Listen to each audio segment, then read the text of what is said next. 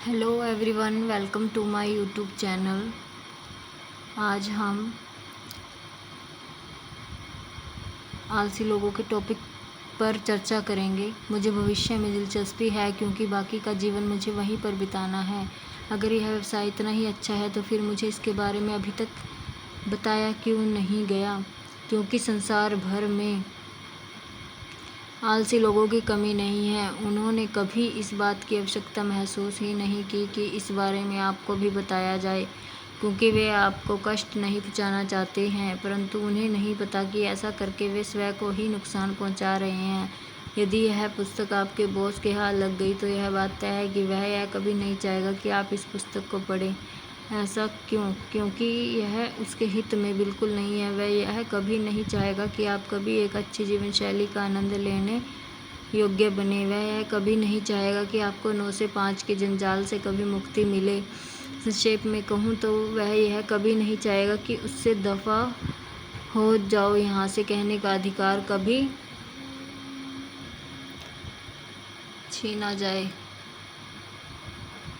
दुनिया ऐसे बहुत सारे लोगों से भरी पड़ी है जिन्हें प्रत्येक विषय की सारी जानकारी है। मैं सिर्फ आपके ऑफिस में बैठे बॉस की बात नहीं कर रहा हूँ, मैं उन सभी लोगों की बात कर रहा हूँ जो आपको अपने इशारे पर नचा रहे हैं, फिर चाहे वे सरकार में बैठे हो, शिक्षण संस्थाओं में, व्यापार में, आपके आस पड़ोस में या फिर आपके परिवार में।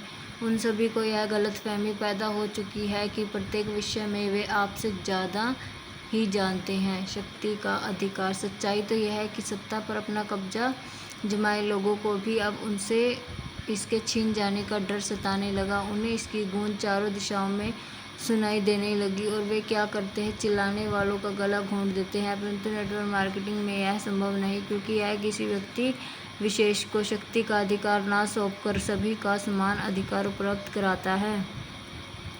वर्ष 1959 में आज तक हम एक लंबा सफ़र तय कर चुके हैं। एंटी-एस्टेब्लिशमेंट आंदोलन को याद कीजिए। उस समय हम सभी लोग अपने काम करने के तौर तरीकों को बदल डालना चाहते थे, परंतु यह आंदोलन विफल हो गया क्योंकि एक तो हम में अनुभव की कमी थी और दूसरे हमने काम करने के नए उन तरीकों को ढूंढ निकालने के स्थान पर आंसू बहाना अधिक पसंद किया। परंतु यह उस समय की बात थी, जब अब समय बदल चुका है।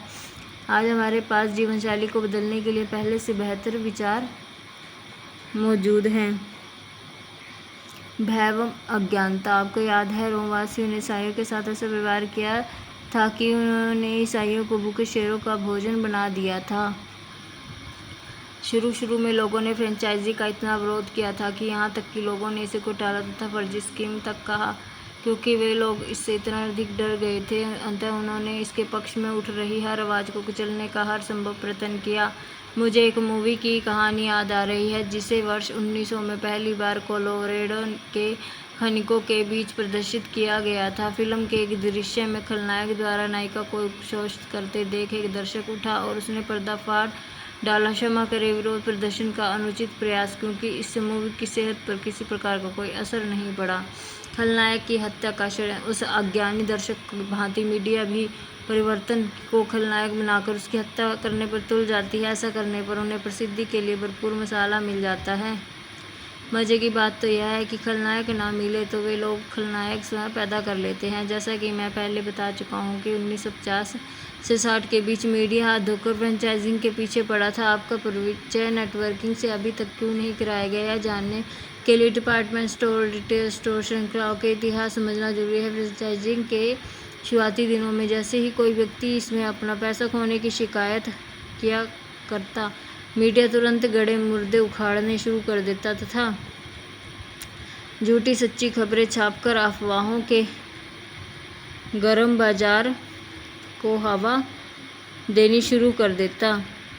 कुल मिलाकर उस समय मीडिया ने इस उद्योग की टांग खींचने में कोई कसर नहीं छोड़ी, क्योंकि पहले ही से जमाए उद्योग, डिपार्टमेंट स्टोर श्रृंखलाएं मीडिया ने विज्ञापनों के माध्यम से पानी की तरह पैसा बहा रहे थे।